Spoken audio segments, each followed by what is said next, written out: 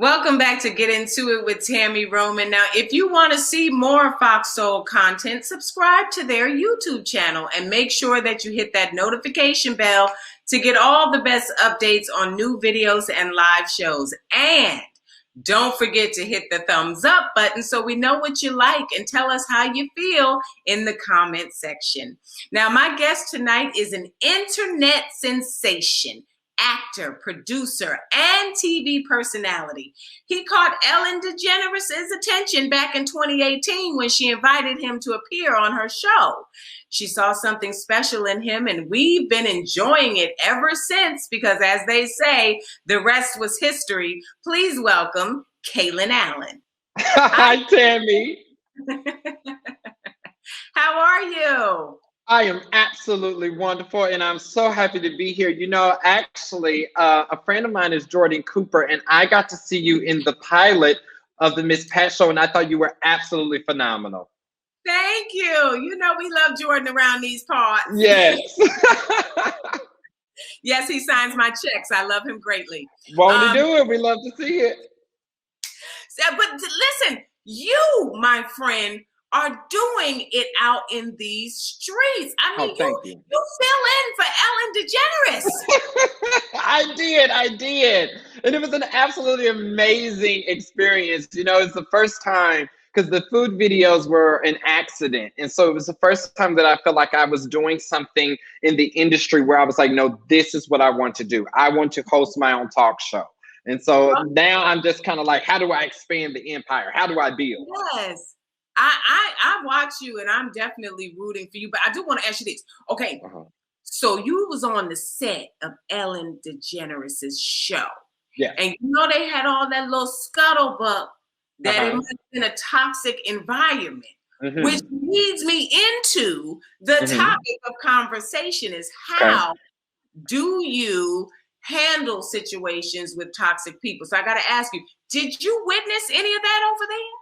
Well, so I think for me within the place as a whole is that as talent, no, I didn't experience any of that. However, what I will say is that I wanted to be clear that just because that wasn't my experience as far as the workplace as a whole, is that I'm not going to discredit what anybody else experienced or what they went through. But I can only tell what is real for me and what is true for me. But I also understand that I come from a place of privilege with being talent, and also knowing that I'm not in the office every single day, 8 to 5, you know? So it's just like, I wouldn't even know where to begin, where to even to be able to speak on the topic, because it's like, well, I just come in and do what I got to do and go home. Go home. And then you're right. Quite naturally, when you're talent and you're welcomed in a different way than someone who's there from 10 to 6 or 9 to 5 and what they may be going through. But I know one thing. We've all dealt with toxic people in our personal lives. Now, absolutely. Can speak to. Yes, we can. Yes, we can. Your family. And that's what I want to know is what advice, how do we learn how to deal with toxic people that are in our personal lives? I know you got something good for me because I know your videos, you keeps it real. Listen here, because the problem is now I'm a Capricorn. So I'm real good to just be like, cut you off and get rid of you. You know, if there's one thing I can do is I can create boundaries. And I think that is what the advice that I always give is that if you're dealing with someone that is toxic, first of all, you have to be more aware of who you are and what you deserve and be able to look inside to say, well, this is what I am worth, and anything that does not treat you of your worth, get rid of it. Let it go. Create new boundaries and understand that people have different places that you have to put them in categories in your life, and not everybody deserves full access to you. All the time. I say people have to learn how to compartmentalize the relationships, and everybody is not your friend. And we throw that word around so loosely, so people get it mixed up and they start dealing with people and how they feel they want, like how they treat people, how based on their relationship and how they're treating them, not how that person actually views you. And so you can be in the streets like, yo, that's my sis, and you're dealing with them based on that thought process. Like, I respect them, that's my sis. Meanwhile, they're on the other side and they're like, I don't even really know her like that. Right. Right. Well, people will treat you the way that you allow them to treat you. You know, so if you already enter into the gate, already allowing somebody to be disrespectful to you, to manipulate you, you know, to gaslight you, well, then you're letting them know that that's okay. Well, now I've learned a lot over my 51 years on this earth, and so the signs. Mm-hmm. Sometimes people are unwilling to recognize the signs when they're in a toxic environment because of who that relationship may be with, right? Mm-hmm. For instance, when you're in a relationship with your significant other, you love them, right? So you're gonna Right. give them passes on some of this toxic behavior that they're incorporating into your relationship. Have you ever been in a situation where you've allowed someone to be toxic because you love them that much? Oh, absolutely. And I think it even goes far beyond love. I think it also ties into trauma bonding. I think it also has to do with unhealed wounds from being a child and having childhood trauma that you haven't healed as well, and clutching to the pain because that's what you're so used to and accustomed to, especially if you weren't necessarily loved properly as a child or something like that. Yeah. You have a tendency to gravitate towards people that will treat you that same way because it's comfortable for you, regardless if it's hurtful. And see, I'm a different type of person because I absolutely know how I do not like to be treated. Like no matter what happened in my childhood, I'm very cognizant I didn't like that. So I don't want I go the other end of the spectrum. It's like if you show me any inclination that you're about to repeat that I did not, then I am out, But a lot of people don't have that strength to be able to pull themselves out. What advice would you give somebody that's like, maybe they're not strong like me and you? Like you said, I will get on down the highway and I'll be 2 feet behind you getting on down with you too. But there's some people that won't do that. What advice would you give them?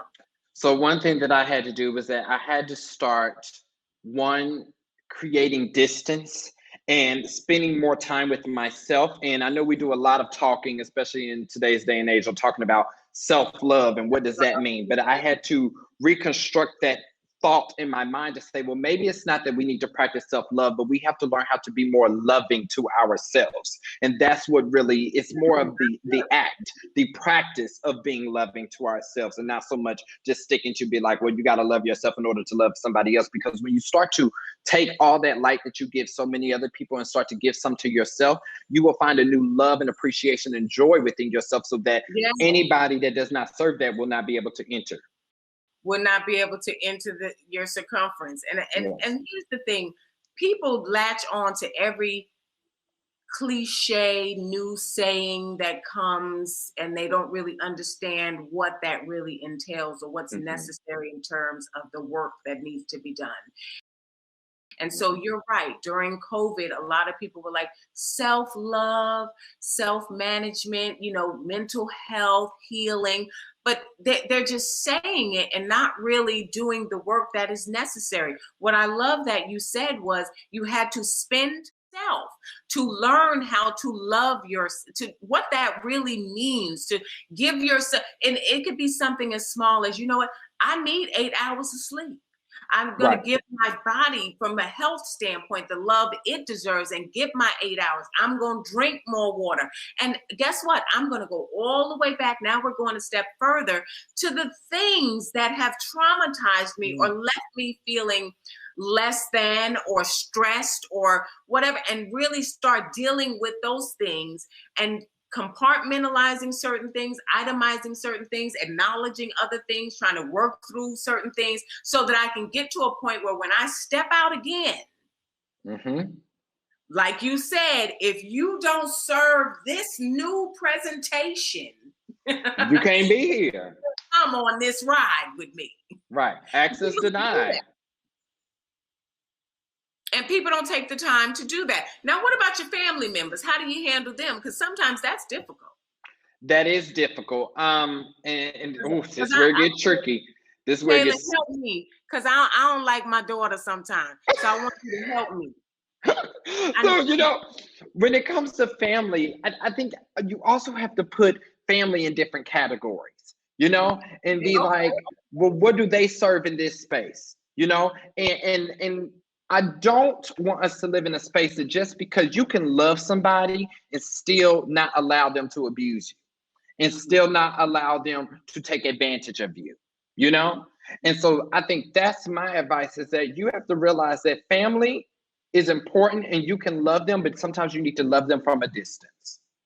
And that's difficult because when you talk about a mother and her children, which is my situation, I'm trying to figure out how to let them know that they do have some little toxic traits, okay, that affect our dynamic in our relationship, but I don't want to make it worse. And then at the same time, they feel like I'm the toxic person. So 2 questions when we really dig into this thing.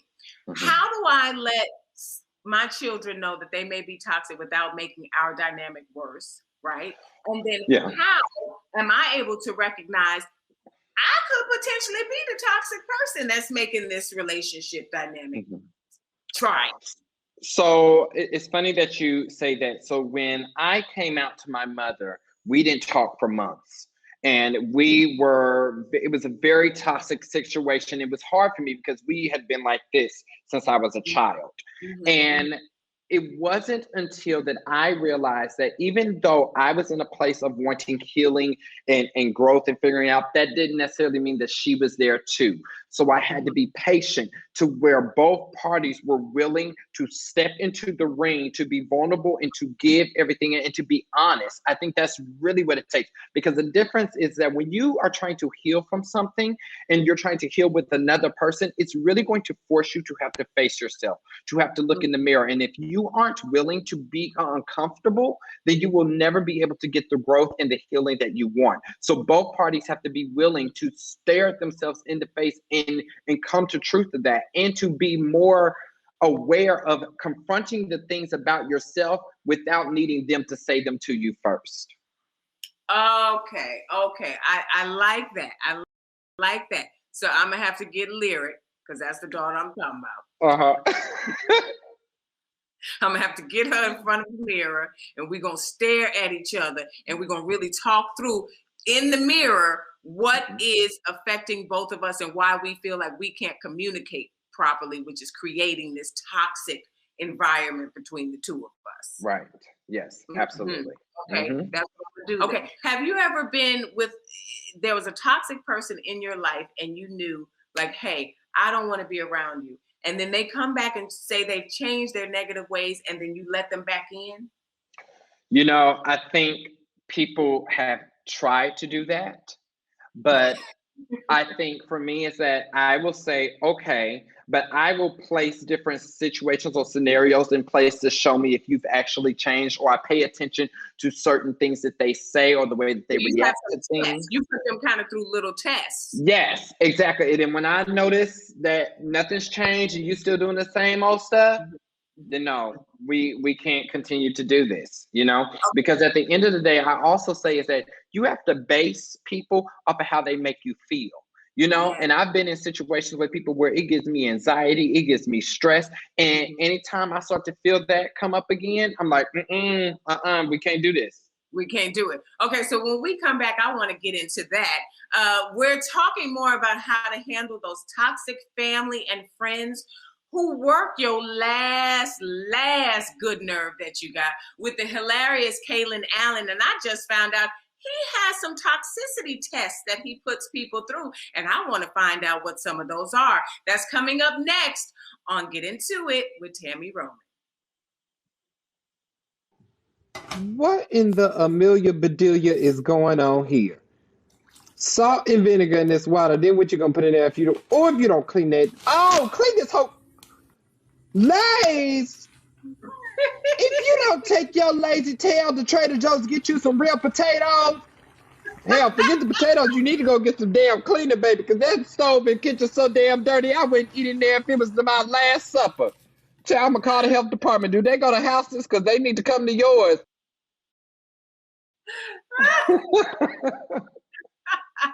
Yo, that video is so funny to me. Welcome back to Get Into It. We're chatting with the talented actor, producer, and TV personality, Kalen Allen. We've been talking about toxic friendships and family.